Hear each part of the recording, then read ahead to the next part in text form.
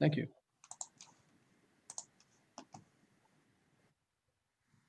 Can you do it? Can you do it? Send me one. I did.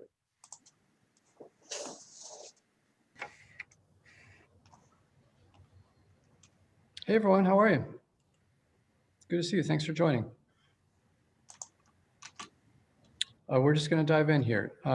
So the city is up to 7,639 cases since the start of the pandemic, with 153 people who have passed away because of COVID-19. And we're continuing to see a steady number of cases, number of new cases each day, and hoping that we don't see a significant bump after the holidays and that the cases start to go down. I think the piece of good news, or two pieces of good news, are that the health department's efforts on vaccinations are going well. And also Dr. Tracy and her team are working to open up schools for pre-K to 5th grade. So I'm going to first hand it over to Director Bond to give an update on vaccinations, and then go over to Rick Fontana to talk about the new testing site. Director Bond. Thank you, Mayor, and good afternoon, everyone. I hope everyone's staying safe and had a happy holiday. For us, as the mayor mentioned, we continue to monitor the cases. We are also gearing up and have launched our mass vaccination campaign. Many of you participated in that press conference last week. We are happy to report that in 3.5 days last week in our kickoff, we vaccinated 670 individuals that fall under phase 1A. This week, as of this morning, we had 700 already registered for this week alone.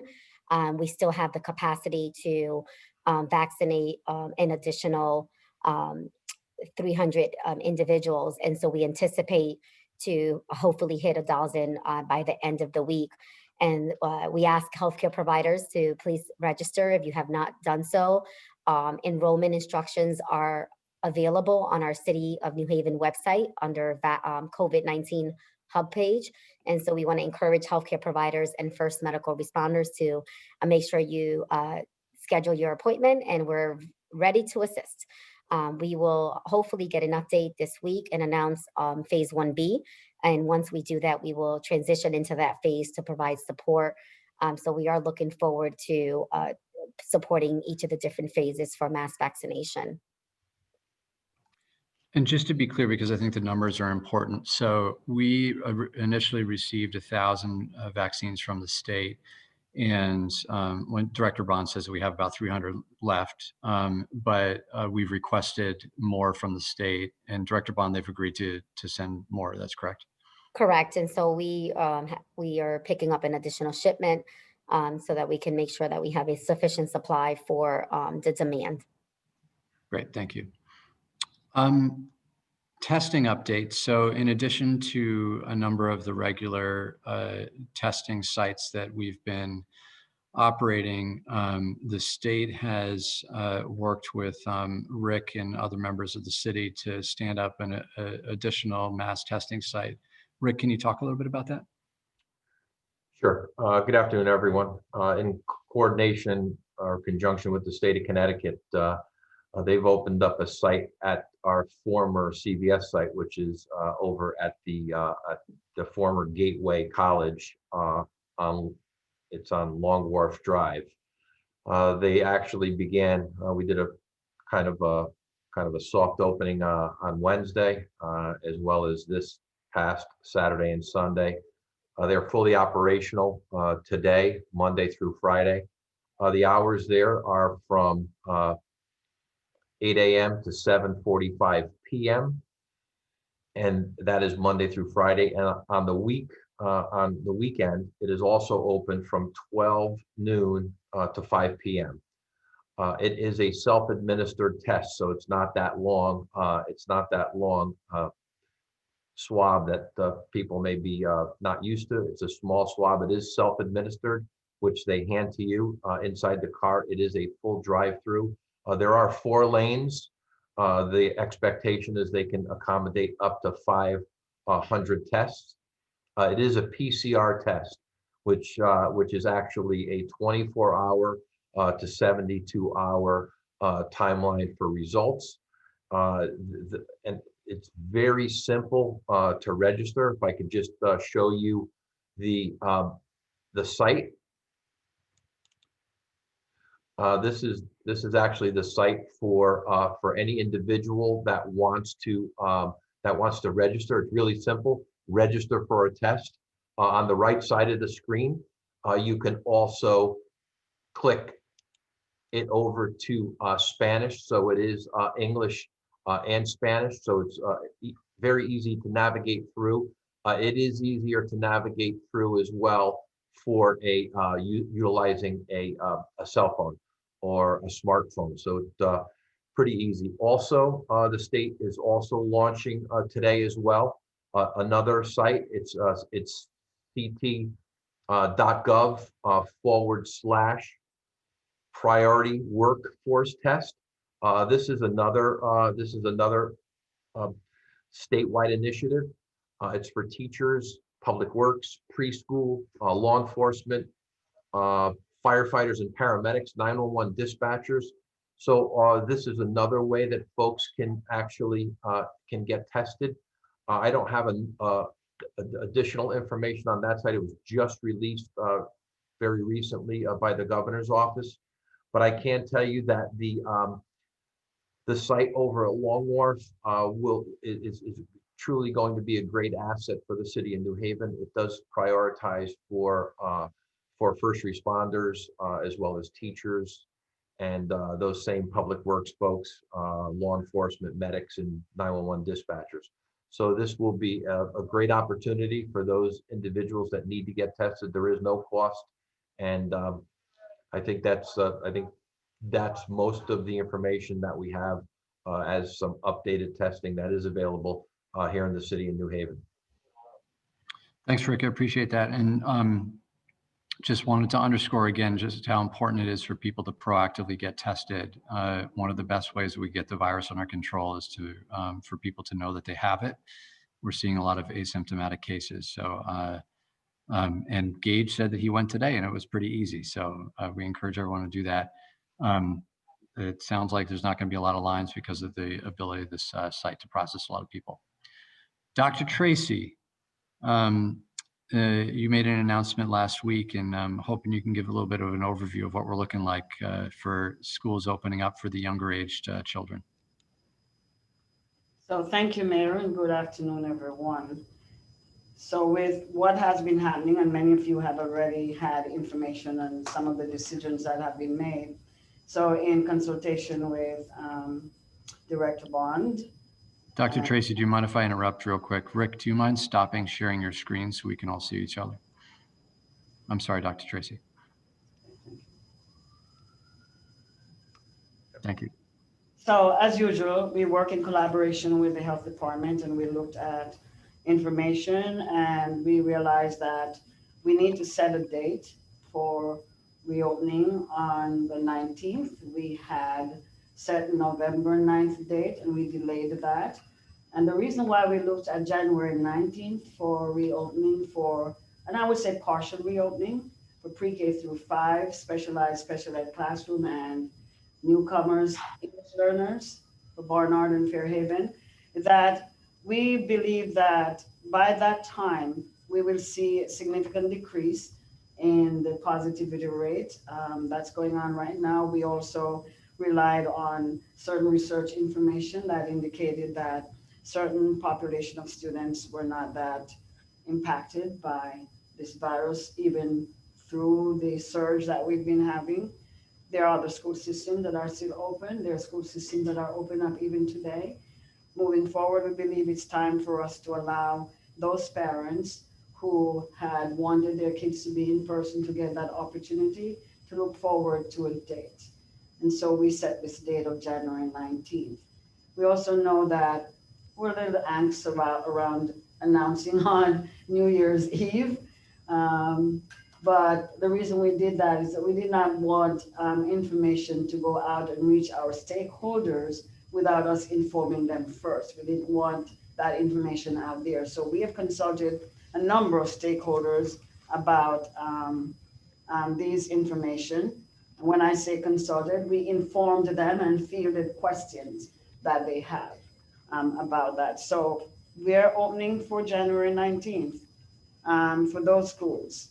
Now, there are still lingering questions, we know, and we're ready to field the lingering questions that may be out there. We met this morning with all administrators.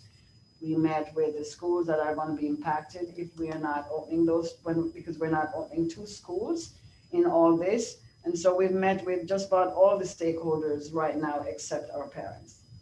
And we have scheduled meetings for the parents for Quinnipiac and West Rock schools. Tomorrow, 5:30 Quinnipiac and 6:30 West Rock. That's the last stakeholder group that we have to reach out to inform them about what is happening, because those 2 schools are greatly impacted. Thank you, Dr. Tracy. If I could add just a couple more details. So we've had our team look into the data that is out there about younger age children. And there's a clear trend, not only in the United States, but in many nations across the world to open up schools for younger age children, because evidence indicates that they're much, much less likely to spread the virus. And so our approach with this is, while cases are at kind of a moderate high level in New Haven, to ensure that younger children have access to education based on the scientific evidence that exists out there. We're putting together a short document to summarize some of those findings so that parents and teachers can have more of a comfort level, because we know that for all participants in the school system, whether it's teachers, paraprofessionals, or parents, there's a lot of concern about, understandably, about the risks involved because of the virus. And so we're preparing this document to share the evidence that is out there that indicates, actually some of the evidence indicates that schools are safer than where children are now, which is oftentimes kind of moving between different care providers, which may expose them to more potential opportunities to catch the virus. The other thing that's important to underscore is that, correct me if I'm wrong, Dr. Tracy, but families can continue to be remote. Yes, that's always the option. The governor had already in that option that families can opt into in-person or remote. Right. Yeah. So any family that wishes to can continue to have their child in remote learning for the rest of the school year. And as far as the buildings, so our COVID inspection team is going to go through the buildings that are pre-K through 5th grade to make absolutely sure that all of the repairs and fixes to potential issues that were previously identified have been completed. So that is something that we're making sure will happen. Can I ask Director Bond just to briefly talk about Quinnipiac School and West Rock School and some of the findings there? Yeah, absolutely. So as the mayor alluded, the COVID task force team conducted inspections at all of the schools in the district. We were invited by the Board of Ed to do so. What we did is then took the reopening guidance issued by the Commissioner of Education on reopening schools and really developed a platform to be able to conduct these assessments that consisted of a number of safety precautions, of not only signage and social distancing and basic precaution measures, but also looking at the ventilation and the mechanicals around ventilation and safety around that. And so we discovered that, despite those efforts of trying to get school to open safely, both Quinnipiac and West Rock would just need a vast amount of resources to try to get the schools ready to reopening. So we have made the decision collectively to deem them unsafe at this juncture based on the COVID-19 standards that we were looking at. Thank you, Director Bond. Dr. Tracy, anything else to add, or should we open it up to questions? Anything else? Team? Yes, one thing we wanted to make very clear that we are opening for pre-K through 5. Pre-K through 3 will be 4 days a week. Grades 4 and 5 will be operating hybrid, 2 days in, 2 days out, so AABB model. And grades 6 through 12 at this time will remain 100% remote. Thank you, So I Dr. just want to say it's the first phase. So we're phasing in the hybrid model. So the first phase is this grade level, and then we watch to see where things are, and then we're phasing the other levels that we promised parents. Yes. Great. Thank you, Dr. Tracy and Dr. White. So let's open up to questions. And Paul Bass is usually the first person to ask a question, but I see Ed Standard has a good strategy for getting the first question by raising his hand right when the press conference begins. So we'll start with Ed Standard. It wasn't quite at the very beginning, but it was after you're talking about the new testing site on. A little bit hard to hear you, Ed. I'm sorry. Is it any better? Yes, much better. Okay. Concerning the site on Sergeant Drive, is that open to anyone or just New Haven residents? And what is the priority for people in terms of first responders and healthcare workers versus other people? Rick, can you answer that? Sure. Yeah, it is open to anyone, Ed, anyone who wants to receive a COVID test, a PCR test, really just needs to register at the link. I've shared both links in the chat for you. The firefighter, police officer, teachers, those critical workers, they actually, if they come in and there's a line, they show their ID to the individual at the entrance, and then they would be pushed over to the fourth line where there was a small line or no line at all.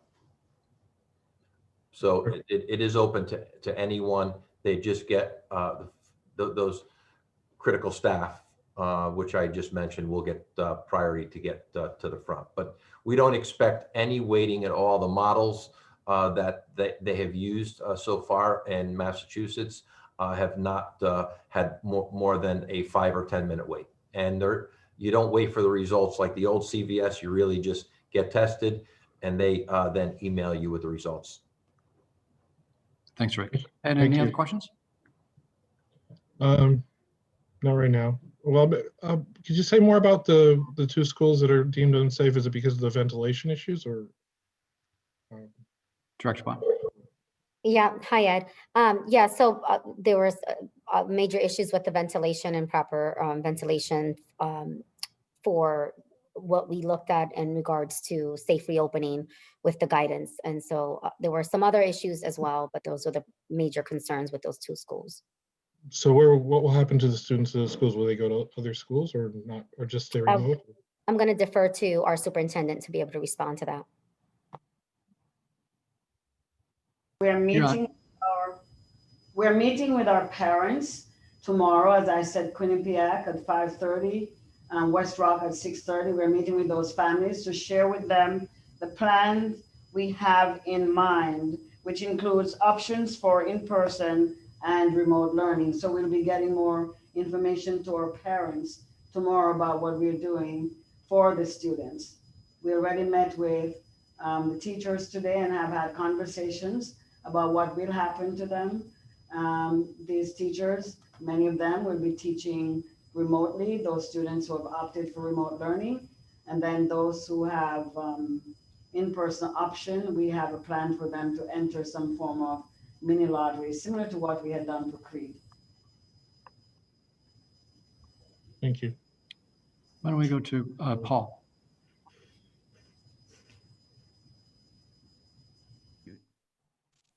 Do you want questions just now about COVID or other questions on the table? You want to wait on those? Let's just do COVID questions. Okay, just to clarify about the meeting tomorrow night with the parents, is that online or in person? Online. Online. And then there's been a lot of discussion nationally about whether to go to reserving the second dose of vaccinations to get more people vaccinated more quickly, way beyond my expertise level, but where are we standing on that one? So once individuals get their first vaccine, they automatically get an alert to schedule their second vaccine when they're closer to that time frame. So it's all through the VAMS system that we're utilizing. And so thankfully, there's a internal timeline for the alert system to automatically get issued. And so we've been getting individuals already getting scheduled for their second doses. So we are looking forward to supporting that. That was your question in regards to scheduling the second dose, correct? No, I meant, are we going to pivot the way some communities are talking about pivoting, where we're not going to give that second dose until more people get a first dose? There's sort of this debate going on. It was on the front page of the Times, I think, today, about whether that's a dangerous idea. We should go with the second one to get them fully immunized, or getting more people half vaccinated will get us closer to safety as a community. So as a community, we're in phase 1A, which is healthcare providers and first medical responders.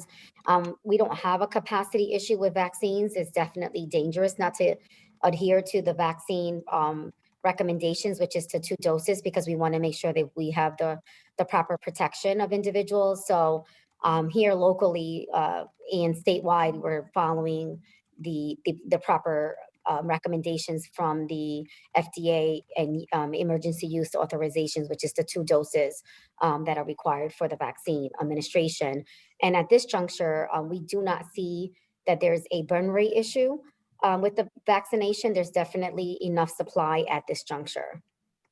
I just to add to that, I think that decision should not be up to us to make, Paul, because we don't have the kind of understanding that the state and federal government do about the production capacity.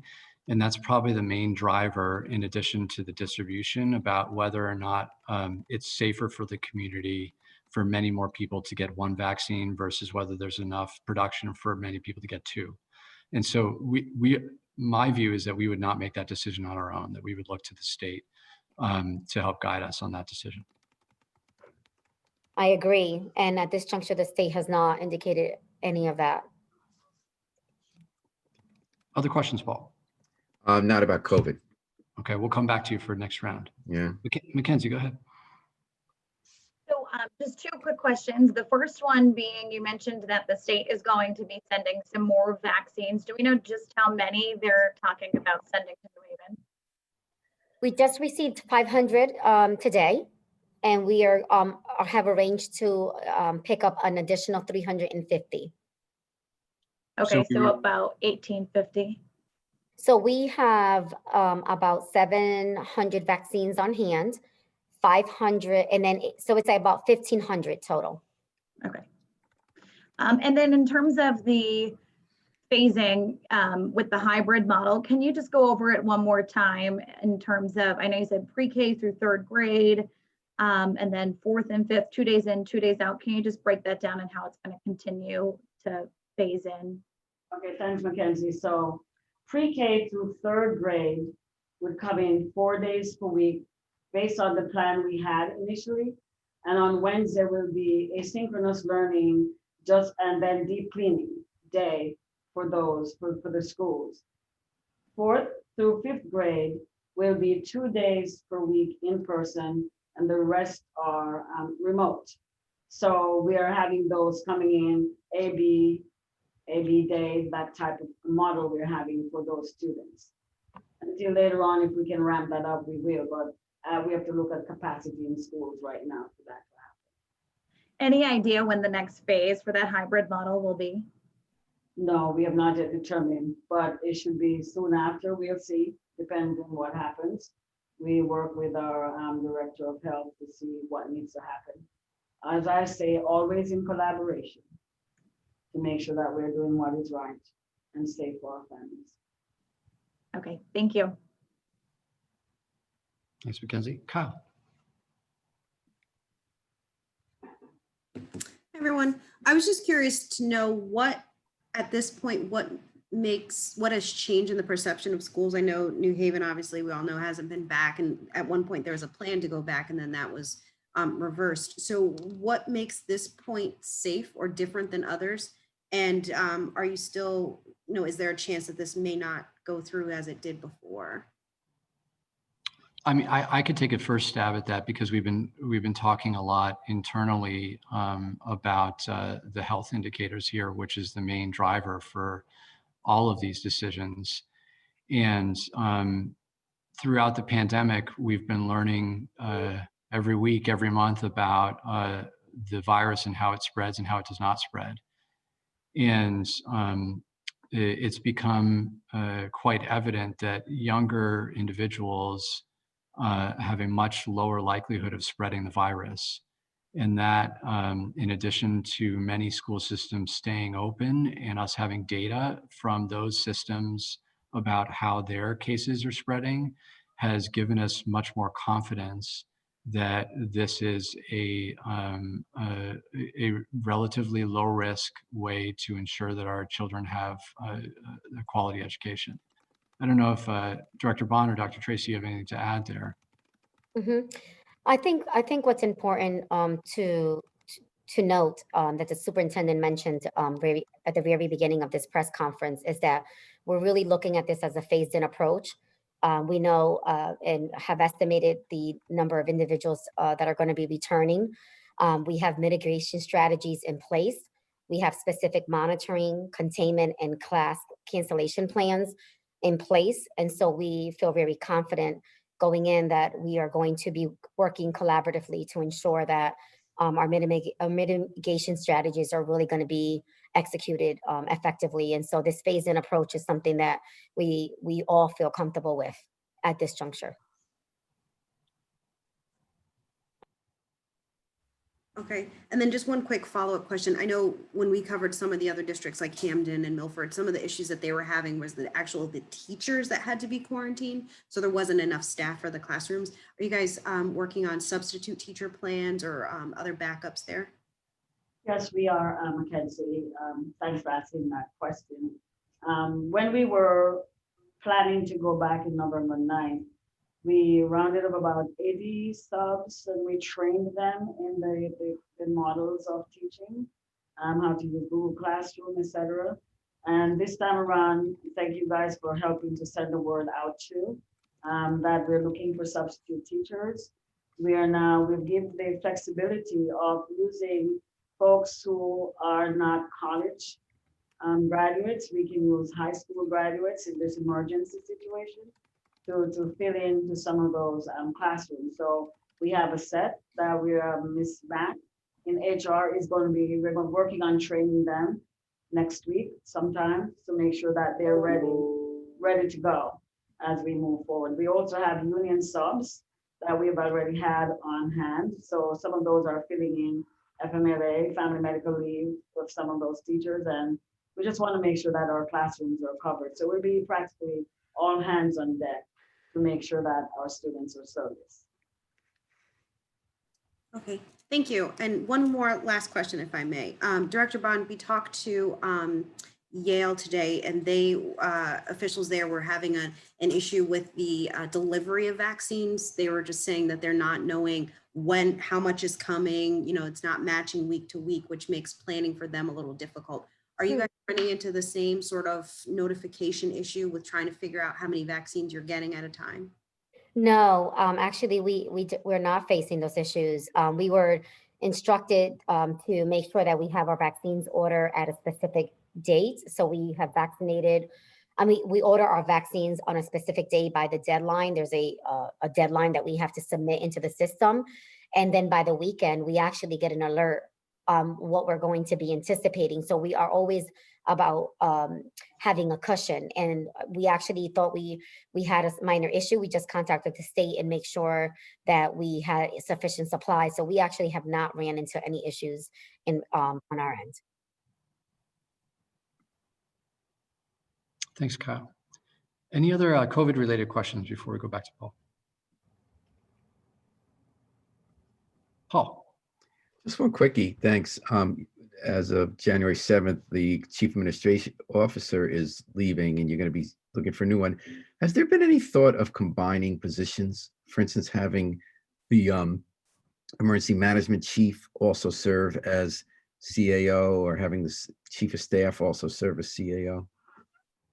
I think in general, I can speak for myself. I've been pretty open with finding creative ways to get the job done while also saving money.